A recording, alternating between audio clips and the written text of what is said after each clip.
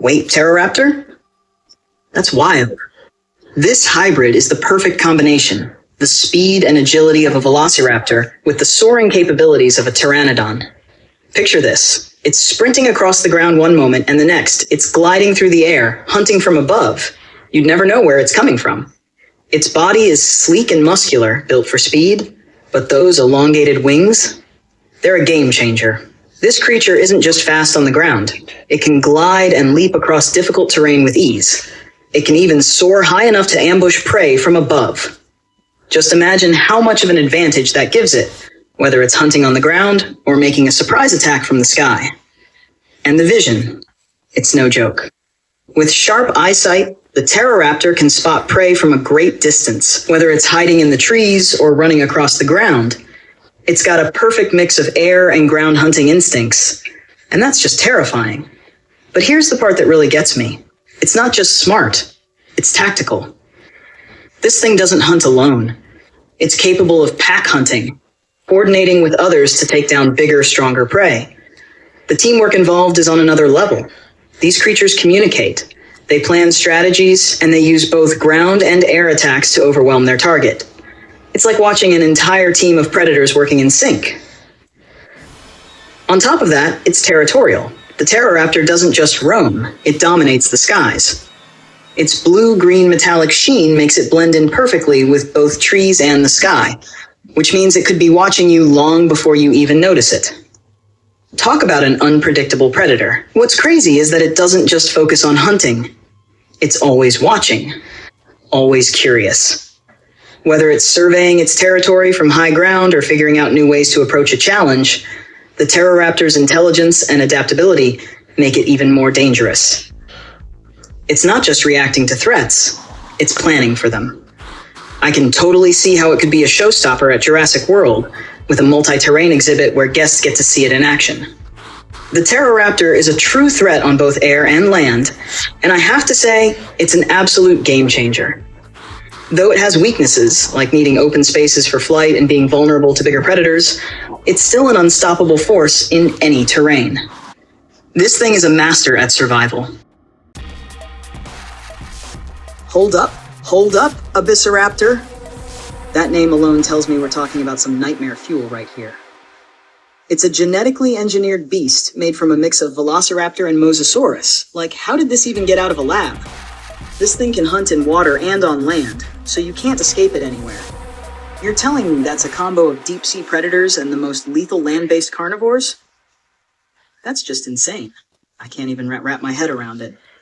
This thing's a stealth predator that can just disappear into the shadows invisible. You could literally be standing there, thinking you're safe, and out of nowhere, it's right behind you, glowing like a deep-sea fish just waiting to rip you apart. And those jaws, hold on, they unhinge like a dragonfish, so it can snatch you with one brutal strike, and you're done for. There's no way you're getting away from that. And it doesn't even stop there. This thing has bioluminescence, so it can make itself invisible in the dark, or lure prey by glowing to mess with your mind. If you think you're seeing things glowing in the distance, it's probably Abyssiraptor and it's already watching you. This thing's ready to pounce at any moment, and you wouldn't even know it's there until those retractable glowing claws come for you. It moves silently, like you won't even hear it coming. Now, it doesn't just hunt alone. This thing can work in packs. That's right, it's a coordinated pack hunter using lures and flanking tactics to get you in a position where you're trapped. And it doesn't just rush in immediately either. It stalks you, like it can follow its prey for hours or even days. You have no idea you're being tracked, and then suddenly, it's on you. Survivors have said they only saw the glowing lights and then the snap of jaws before they were taken. Gone, just like that. That's it. But wait, this thing isn't completely invincible. It's sensitive to bright light, so I guess if you have a flashlight, you might be able to blind it. Temporarily. But come on, who's carrying around a flashlight in the middle of nowhere while being stalked by something like this? And even if it's not in a pack, it might turn on itself if it's hungry. So you can't even rely on the fact that it's a lone predator if things go sideways. And when you think about it, it has all the traits of a nightmare predator. It's literally catastrophic. If these things start spreading unchecked, we're in trouble. You won't have safe zones. It doesn't matter if you're on land or in the water, this thing will dominate everything in its path. There's no running, no hiding. You're done for.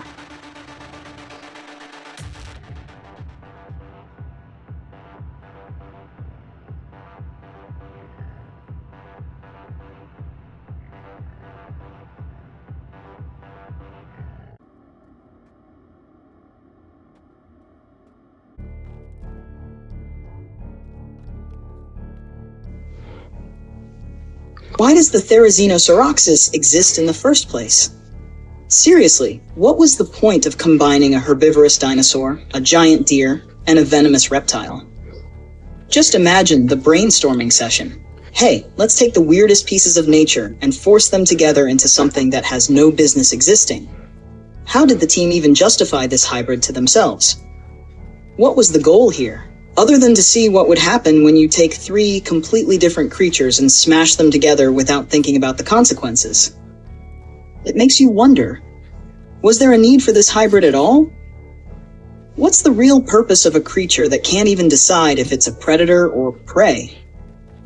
The Therizinosaurus has the traits of a herbivore, yet it can switch to being a hunter at the drop of a hat, biting with venom that incapacitates its prey. Who in their right mind would think that's a good idea? Was the goal to create something that's just plain unpredictable? Something that'll throw the entire food chain into chaos just for the thrill of it? There's no rhyme or reason to it. It's as if someone decided that dinosaurs and random animals were just parts on a genetic assembly line, and now we have this monstrosity. And the antlers, what was that about? They add them in because it's cool. But do they really serve a purpose? Why mix the traits of a plant-eating dinosaur with the defensive features of a giant herbivore's horns just to create more havoc?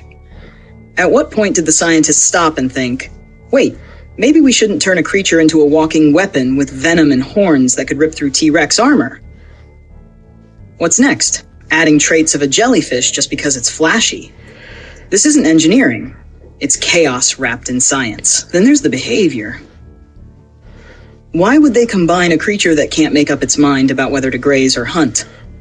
One minute it's tearing through shrubs, the next it's using its claws and venom to bring down something twice its size. This hybrid's unpredictability would make it impossible to manage, a ticking time bomb in any ecosystem. Was that the point? To create something that could destabilize an entire park for the sake of pushing boundaries? It's as if someone in the lab decided, what's the worst that could happen if we don't think this through? Let's talk about its existence within the world of Jurassic Park. Why? Why make it at all? Was it truly for the greater good of scientific advancement, or was it a way to further alienate the park from its original mission of resurrecting dinosaurs? Now we've got a creature that not only threatens the natural balance, but actively makes every other creature's life more dangerous. Does anyone even bother questioning whether the Therizinosaurus should be roaming free? Or did the creators simply want to see it destroy the park, just to test their limits? The more you think about it, the more it feels like this hybrid is less of a creature, and more of a test run for an idea that no one actually thought through. It's as if they were so focused on creating something new that they didn't care about the consequences. Was there a point where they said, maybe we should just let nature do its thing? Instead, what we have is an out-of-control monster that could potentially bring down the entire park just by existing. It's a mystery why the Therizinosaurus even made it past the lab doors. Was it just another moment of, because we can, thinking, without any real concern for what such a hybrid means for the world, the ecosystem, or even for the people who are caught in the middle of it?